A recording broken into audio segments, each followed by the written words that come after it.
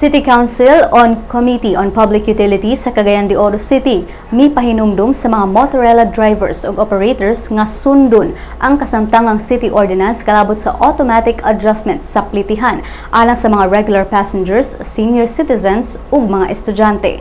Ubos sa ordinansa, ang plitihan sa Motorela sa syudad gibase sa presyo sa gasoline.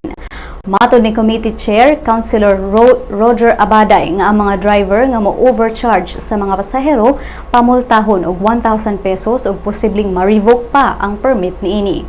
Apan ang Federation of Motorela Operators and Drivers in Cagayan de Oro kon FEMODCO musang-at og petisyon aron amyendahan ug suspensuhon ang fare adjustment ug matrix. Matod ni FEMODCO President Paul Sempron nga ang gitan-aw sa una pag-approve sa matrix mao ang basihanan sa presyo sa gasoline apan dili daw applicable ang adjustment karon kay nagtuo silang muubos ang presyo sa mga basic commodities apan daw alkansi gihapon sila.